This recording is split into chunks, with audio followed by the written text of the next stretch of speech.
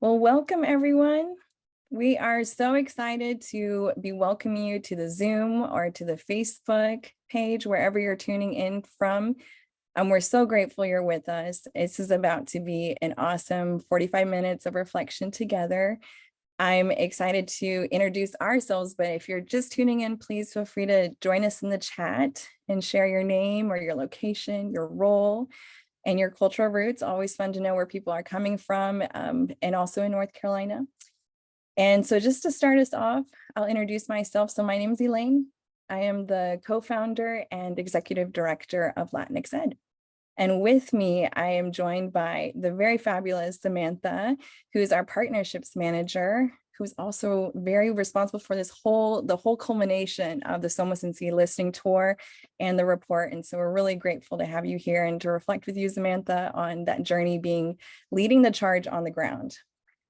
And of course, last but definitely not least, we have Ricky, who is the other co-founder of LatinxEd, also our senior advisor, and who is really pivotal and critical to this report in and of itself, and also connecting us from this practice to policy and vice versa. So Ricky, so excited to have you here and for your wisdom as well.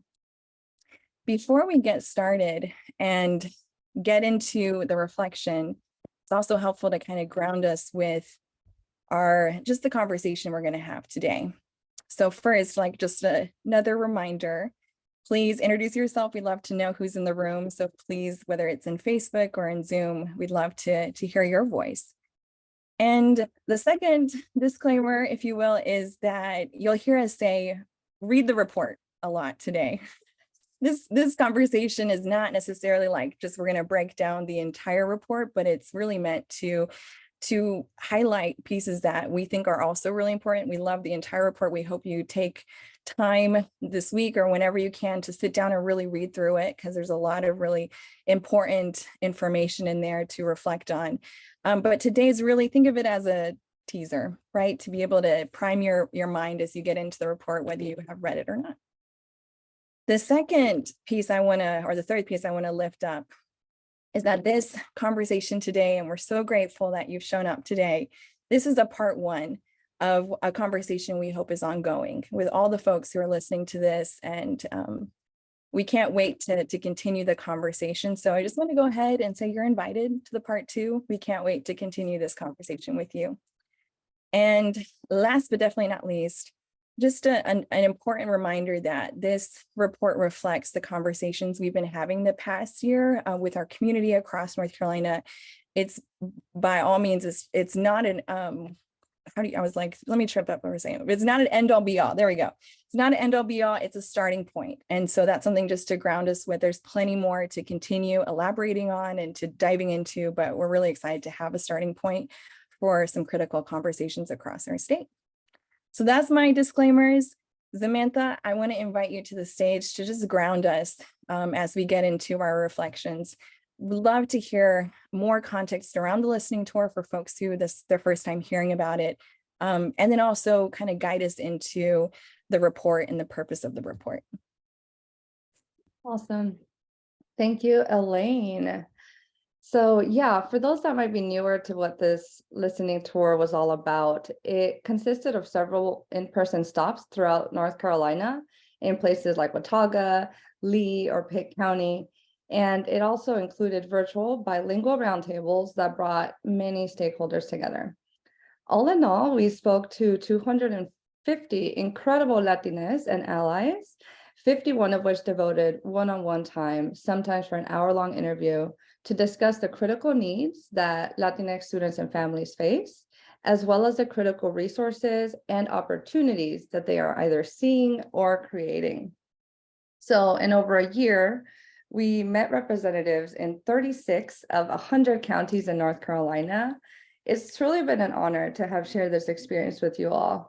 And I seriously can't wait to hear your reactions and reflections about this report. Overall, the tour culminated in this report to center Latina narratives and identify shared experiences among Latinas in North Carolina, as well as those helping them to navigate and persist through the education system. Overall, This report is not only a call to action, but a celebration for all the life-giving things, practices, policies, people across the state. And in case anyone was doubting the rapidly changing landscape of North Carolina, this report shows that we are here. Somos en sí.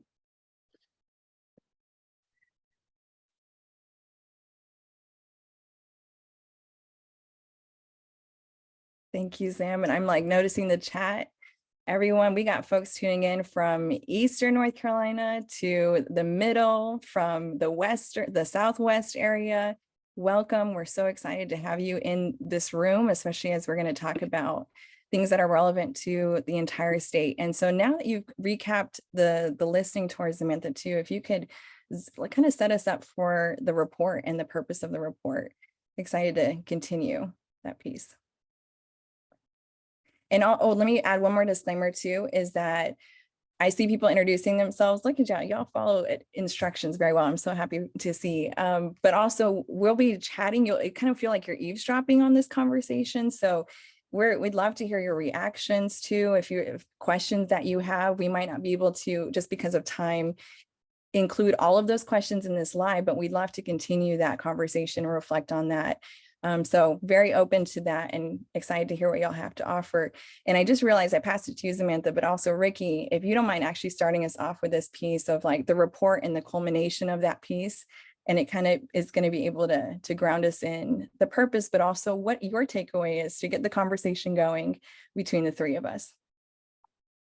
Yeah, of course. Thanks, Elaine. Thanks, Zamantha. And thanks for everyone that's tuned in to join us. As already been mentioned, this is a culmination of a year and a half of work. And something that's important for us to point out, which we point out in the report as well, that this is a continuation of work that has spanned, we can say, generations in North Carolina, right? We recognize that as LatinxEd, as an organization and as leaders in our community, that we stand on the shoulders of so many elders and other leaders who have done this important work. Many of the things we'll point out today may not be new to a lot of you, right? Which A, affirms the reality on the ground, but B, also affirms the reality of the conversations we have every day. And so part of the purpose of this report is also to break barriers to where we're having these conversations, getting the attention of community leaders, policymakers, and other folks who can actually do something about these challenges that our community faces, but also make sure that folks realize that there's hope on the horizon, that folks are doing this work in 100 counties, that folks are thinking critically about how to serve students and families in a bilingual, bicultural way. And so there's a lot to dig in here. It is a hefty report, 30 plus pages, but there was just so many rich conversations that we had to force ourselves to stop sharing, but we hope that this is the beginning of a conversation. Elaine, I'm happy to share some of my takeaways from the report if that's appropriate here. I know you have a lot to share, but I got to dive in here while I have the mic. I mean, don't let me hold you back. It's time. Go for it. No, we've been waiting to have this conversation for a while. And so a lot of you started to see, if you attended our education summit in the fall, began to see this conversation materialize for us. This report reflects conversations on the ground, right? And so our conclusions and recommendations are largely a mirror, a reflection of what people are feeling. Does this capture everything that is impacting our community? Absolutely not, right? But this is what's on top of mind for folks when we ask them, how can we improve our education systems in North Carolina? And they fell into these large 4 themes that we sort of began to sort of see rise out of the listening tour that we held for about 18 months. One of my biggest takeaways was how the conversation around funding and underinvestment in the Latinx community was really colored by people on the ground. And so I know statewide across North Carolina, we're having a conversation about the funding of public schools. A lot of that has culminated in a conversation around the Leandro case and the Leandro report that, if you're an education advocate in North Carolina, you know very well the role of North Carolina as a state government has in funding our public schools. Oftentimes for me, though, and we talk a lot about this in LatinxEd, like, it's unclear what we mean by school funding, right? Like, what does that go towards, right? We can talk about teacher pay and educators, better buildings, right? But the conversation often stops there. And I think for us in the listening tour, sort of getting into the weeds of things, you began to see what this looked like for people on the ground, right? And you began to see that as demographics have shifted and as our schools begin to change how they look and sound, that resources and support for those communities and schools hasn't kept up. When we talk about chronic disinvestment, what people were really talking about, we're making sure that our schools and staff were bilingual and bicultural, from everyone from the front desk staff and people who greet families and parents, all the way to educators, and sort of what resources we have to make sure we are engaging in a brave new world that speaks multiple languages and sort of engages folks. And so that felt like one of the first takeaways for me around the big sort of picture on when we talk about funding, this is sort of what we mean by that and how people on the ground felt. And so we're eager for you to sort of dive into that sort of finding, to sort of think about what does this look like in your community, right? Like, what does underinvestment in your communities look like, and what could it look like if we allow our families to dream? And you sort of begin to see some of those dreams in our section as well. But I'm curious to sort of hear, I know Sam, you played a big role in conversations you're having on the ground, and you're a big part of sort of bringing this report to fruition. Sort of what were some of your big takeaways as you thought about what this report felt like to you? Yeah, that language piece was huge. I think a lot of people just wanted us to underscore that it shouldn't be an afterthought, right? You just can't begin the work if not everyone is at the table, if not everyone can engage in the conversation. So that is huge. And I also want to uplift kind of what our people said about how they face the cultural and social isolation that they oftentimes feel. They oftentimes took matters into their own hands, and whether it was, advocating for a gap that they were seeing at the front desk, or with information that was going, from the school to the home and things like that. People really took it upon themselves to make some of those challenges known, and they've been doing that for a long time, right? But yeah, and another huge thing that I think was just wonderful for me was that they underlined how a lot of things were possible because of other Latinas that supported them along the way, whether it was a sibling, a cousin, someone who had just been through it before.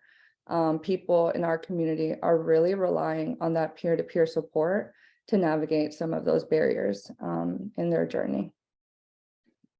That piece right there, Zam, it makes me think about kind of the inception of this tour, right? And I think for folks who know us in the Zoom, I'm like so excited you're here. And for folks who are just meeting us, this journey was always going to be very personal, just because of our lived experiences, our own culture, and our many of our own journeys growing up in the South and going through school in the South. And so what was really exciting was to be able to connect with people across North Carolina and kind of be like, well, what are you experiencing, or what did you experience, so that we could really connect the dots across the state. And so that's kind of what I'm hearing in your reflection too, Zamantha.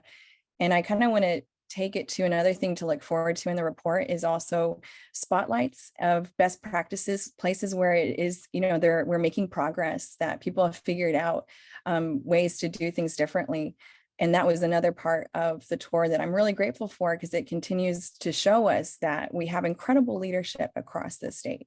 We have incredible organizations that exist in different parts of the state. I think the opportunity here was to connect these stories and to connect this knowledge, and also spotlight the nuances across the state too. So I'm excited for folks to go a little deeper, maybe reach out to folks too that are named in this report. There's many folks too that are waiting for those connections as well. So we'd love to help connect the dots to people that we were able to build relationships across the tour.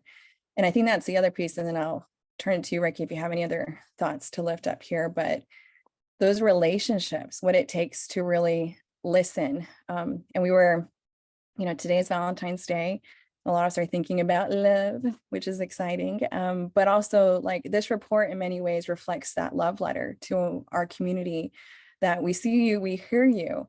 And it's an opportunity for us to connect on where are we experiencing challenges, and also where are we seeing opportunity, and being able to have this network across the state of folks being like, this is what's happening in my part of or my neck of the woods is really important. And so that was something else I think you can look forward to reading in the report of where it is working to. So pass it to you, Ricky, if you have any other pieces to add to this. Yeah, no, of course. I mean, I've thought a lot about the big picture here with where LatinxEd and the voice of this report and sort of where it lands in North Carolina. And like we're in a really important time in North Carolina right now where there's a multiple statewide conversations happening. I've mentioned the conversation about funding already. Partners like My Future NC have continued to champion a conversation around college attainment.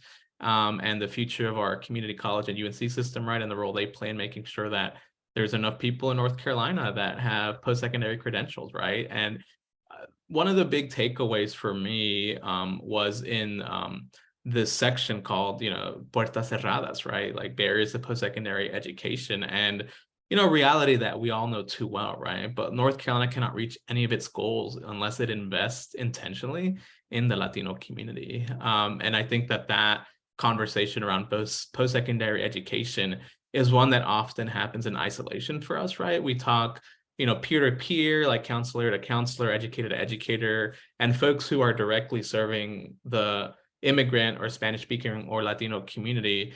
But too often that conversation isn't happening in other spaces across North Carolina, and really calling this, making this call to action to institutions, right, to community colleges, to university systems, that if we really want to fulfill the goals of North Carolina as a state, like we need intentional investment to break down barriers to post-secondary education. And so we certainly highlight a lot of those in this report when you think about, longstanding issues such as DACA and mixed status families, but also an issue that hasn't gotten as much traction recently that I think we need to have a bigger conversation about now is the reality that at this point in our high schools in particular, students who would be eligible for DACA are not qualifying because that program is frozen due to the continued action at the federal level and the court systems. And so there's a lot of immigrant students who've just been locked out of opportunity in North Carolina because they no longer have access. Issues like transportation and other things. I mean, we can get into the weeds here, right? And things that a lot of y'all know very well, but a lot of you may be the first time you sort of are thinking about some of these challenges as education challenges. So we'd encourage you to sort of dive into that post-secondary section that sort of shine some light on some of the things that are very real and apparent to families every day that maybe some of us aren't always thinking about when we think about what's preventing access for some of our students across North Carolina.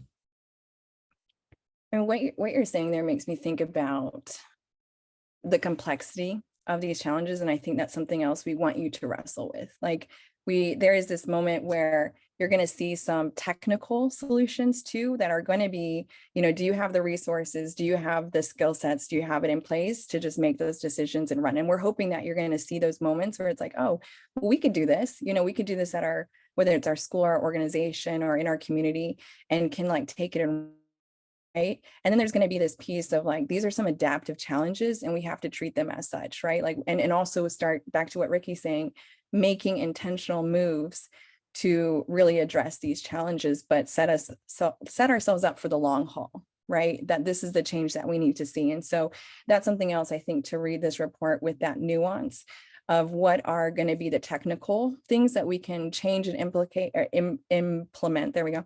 And then what are the things that we really need to set ourselves up for the radical imagination, the radical innovation, and also the radical investment that it's going to take to really make those things happen. And I want to also name the fourth theme that really came up was the absence of Latinx educators and leaders, and having especially representation at decision-making tables across the education sector, how critical this is, and how often it came up in every conversation of like, the people who I'm interacting with really matter to be able to either I'm thriving because of that, and we have that in this school or in this space, and that's just changing my experience, to the folks on the other side of the spectrum who is a different scenario, right? Where they might be the only one, and how nuanced and challenging that experience can be and intersect with all these other themes that we're talking about today. And so I do want to move us as I look at time, and I'm like, y'all know I'm always fighting time. But I want to go ahead and talk about the opportunities. So if we could switch to this next slide, but talking about opportunities or actionable steps that you do hope folks walk away with. And, while this can feel like a hopeless conversation sometimes because it's really hard and it can be really complex, there are both individuals and leaders doing something, right? And there are clear policy recommendations that you can also read through and connect the dots there when we think about the problems. And it's also an incomplete list, right? There's more. And so just wanted to hear, maybe Zamantha, if you could start us off with what your thoughts are, and then we can toss it to Ricky.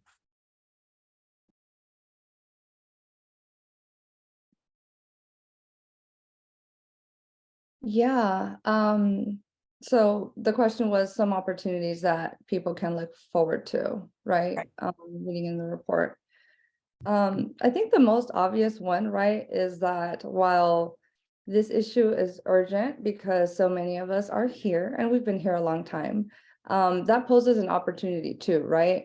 So you said it, like there are great things happening, great people interested to reflect on how they do the work, how they show up in brave spaces, and pushing this envelope forward to really improve things. So I think part of what I love about this is that I'm hoping it connects some of those, radical thinkers, doers together so that we can see more of those promising practices, best practices in many parts of the state. So, take this report and see what someone maybe in the county near you is already doing and ring them up and say, hey, what would it take for me to try this here?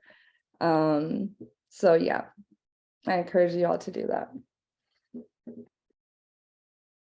Yeah, I think part of what Sam's saying is exactly right. And part of what I'm excited about this report is just this effort in general that you actually won't see reflected in the written report is that there, in parts of it, you will see, right, spotlights of leaders, of organizations that are doing great work.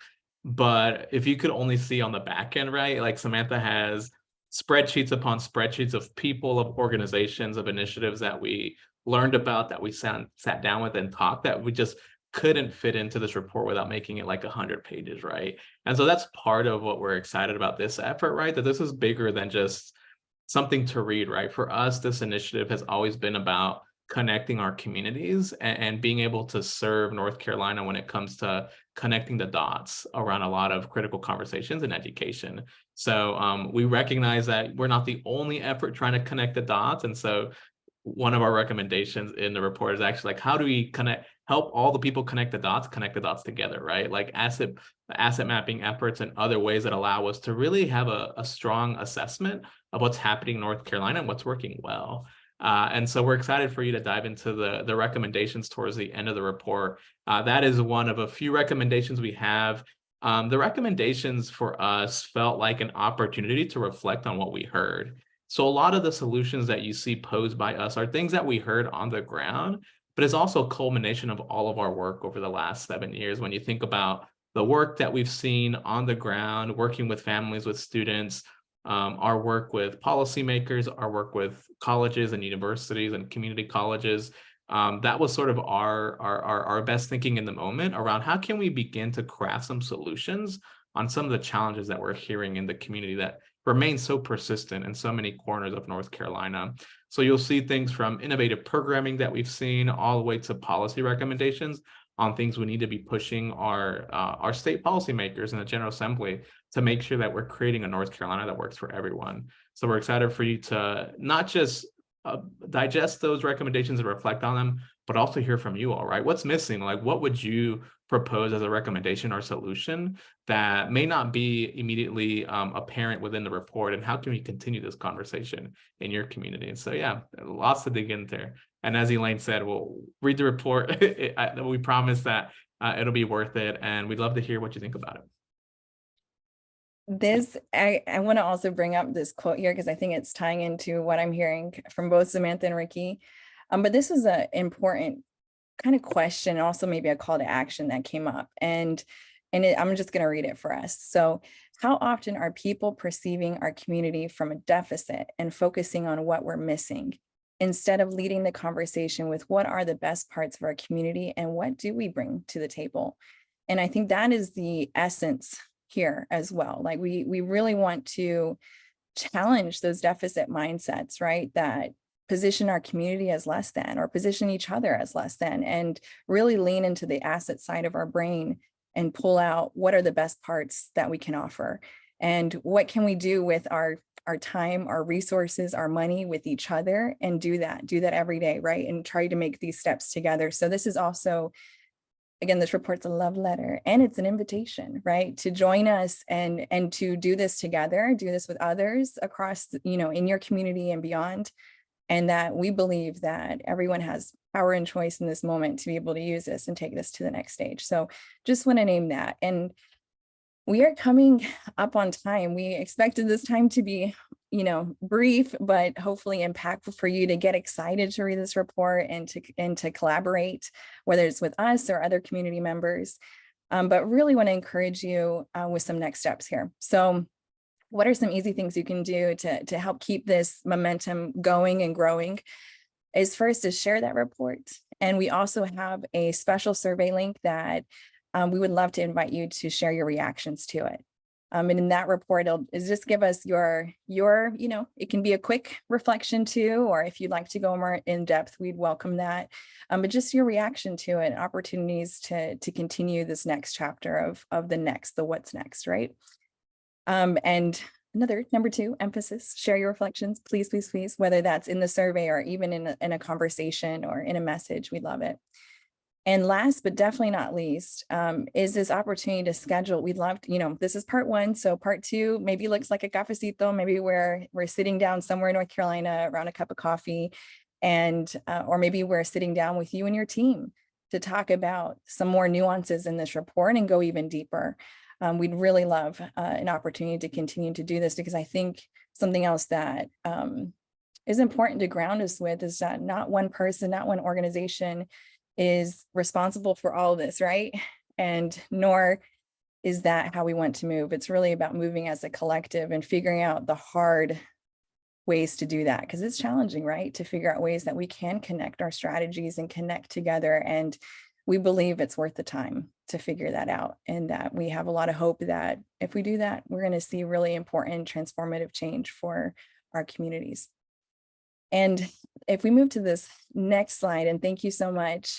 Actually, this gets me right into my thank yous really quick. It's just the labor of love that this report, this tour, just the work that we're all doing right across North Carolina, just the labor of love that it takes to make this work happen and to bring these people together. And so I really want to shout out folks that are behind the scene, Ron, who's interpreting, Carol and Caterina, who've helped so much with the communications part of this, Isaac, the list goes on. We have an incredible translation team too that's been really helpful in guiding us to and through this report.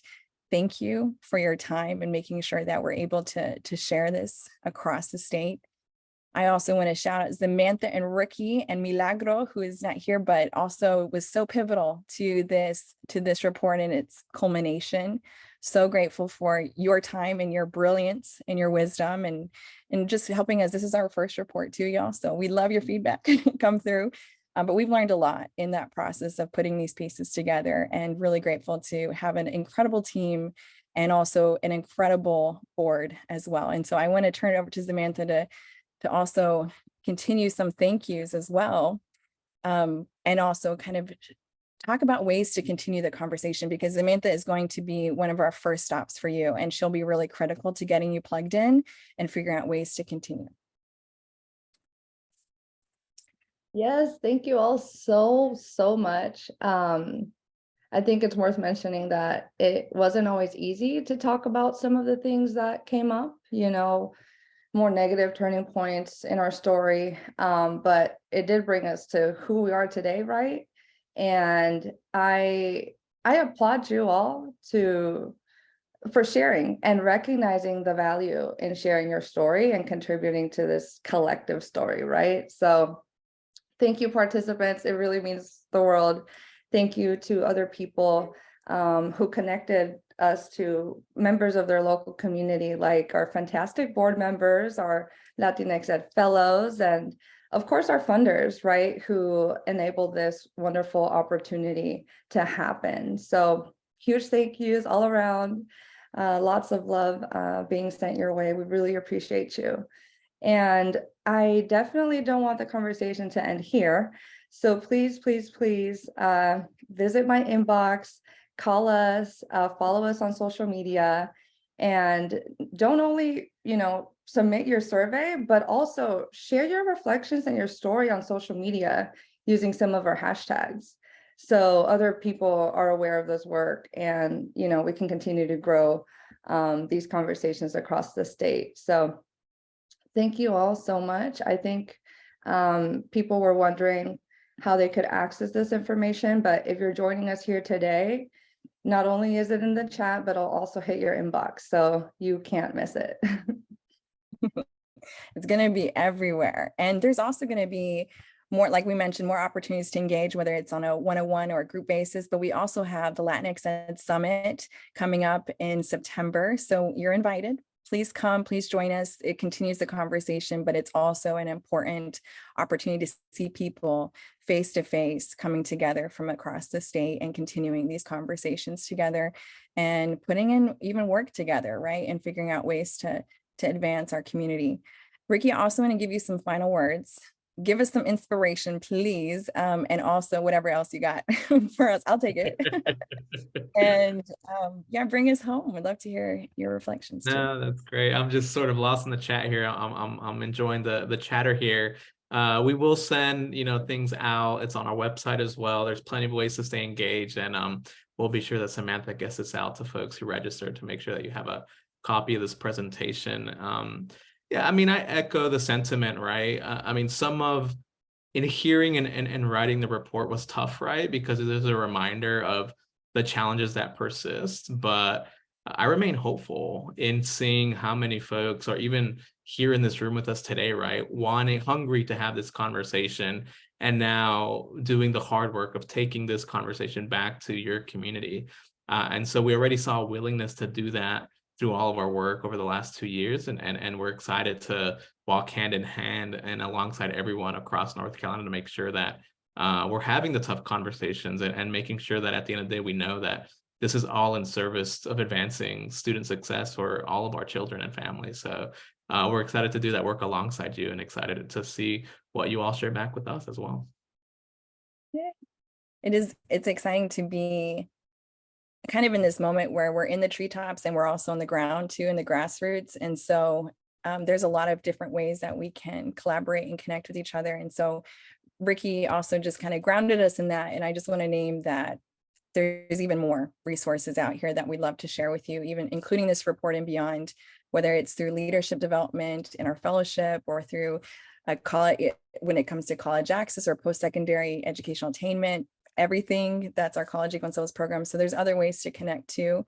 But, like I said, the water is great. Come on in. It's good stuff. And we'd love to just go deeper together and continue to deepen our impact. So I want to shout out everyone here. Thank you. Thank you. Thank you.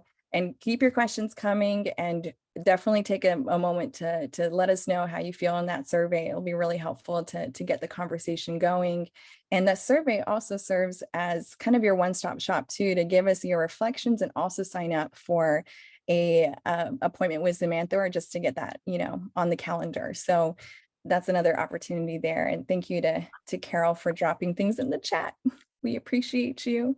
And thank you all. That is pretty much it for today, but we hope you have a great rest of your day. Stay tuned. Can't wait for our follow-ups. And thank you so much in advance for reading this report and using your power and choice to make a difference. So thank you.